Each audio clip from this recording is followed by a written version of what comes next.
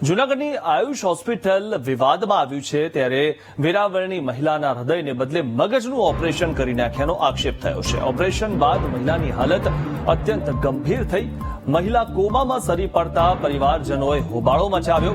હોબાળો થતા હોસ્પિટલ મેનેજમેન્ટે ભીનું સંકેલવાનો પ્રયાસ કર્યો। હોસ્પિટલ દ્વારા ઓપરેશન ચાર્જ ન લેવાનું કહીને મામલો દબાવી દેવાનો પણ પ્રયાસ થયો। પોતાની બેદરકારી છુપાવવા પરિવાર માટે રહેવા જમવાની સુવિધા કરી આપી। 24 કલાકથી મહિલાને આઈસીયુમાં રાખવા છતાં ડોક્ટર્સે પરિસ્થિતિની જાણ ન કરી અને ડોક્ટર્સ દર્દીની સ્થિતિ અંગે જણાવતા ન હોવાનો પણ પરિવારનો આક્ષેપ છે। આ હોસ્પિટલમાં જે દાખલ થયેલ છે એ મારા સિસ્ટર છે, જેનું નામ ધનુબેન શાંતિલાલ સોલંકી છે। આ મારા બેનની પરિસ્થિતિ અમે વેરવળથી લાવ્યા ત્યારે બિલકુલ નોર્મલ, આપણે જેમ ઉભા છે એમ નોર્મલ હતી અને હસતા બોલતા રમતા અમે આવ્યા હતા। ત્યારબાદની જે કન્ડિશન કરી અને એક જ દિવસની અંદર ડોક્ટરોએ મારી બેનને બેડ રેસ્ટ કરી દીધા છે અને બિલકુલ ન કરવાનું કર્યું છે।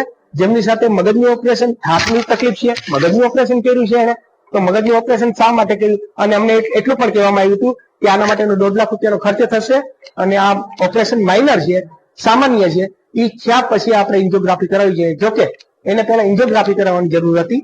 મગજ પર એટલું બધું તો એટેક નતું આવ્યું, કારણ કે ઈ જયારે અમારે મીટિંગ થઈ ત્યારે પણ એમણે મારા બેન સભાન અવસ્થામાં હતા, બીપી હાઈ હતું।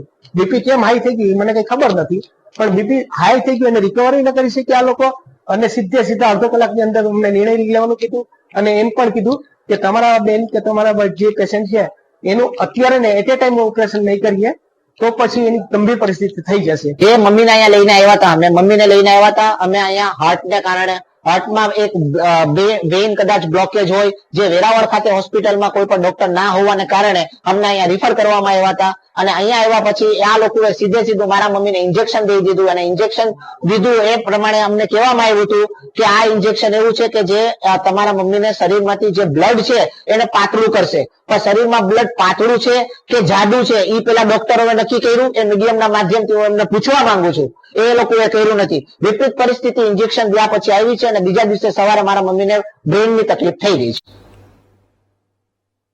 તો આ વિશે વધુ માહિતી મેળવી અમારા સંવાદદાતા જય વિરાણી પાસેથી। જય, સૌથી મહત્વની વાત એ છે કે હૃદય અને મગજના ડોક્ટર્સ પણ અલગ અલગ હોય છે, તો હૃદયની જગ્યાએ મગજનું ઓપરેશન કેવી રીતે કરી શકે? કોઈ હૃદયના ડોક્ટર હોય તો તે મગજનું ઓપરેશન કેવી રીતે કરી શકે?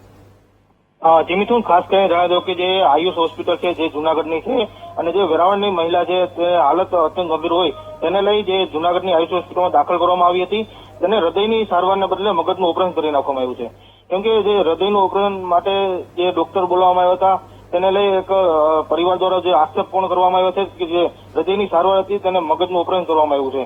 ત્યારે હાલ તો જે વૃદ્ધા જે અચાનક કોમામાં સરી પડ્યા હતા તેને લઈ જે ઘટના બહાર આવી હતી અને હાલ જે પરિવારો હોબાળો મચાવ્યો છે અને પરિવાર દ્વારા પણ માંગ કરવામાં આવી છે કે જે હોસ્પિટલ છે તે બંધ કરવામાં આવે અને જે ડોક્ટર છે તેની ઉપર પગલાં લેવામાં આવે। જી આભાર જય, માહિતી આપવા બદલ।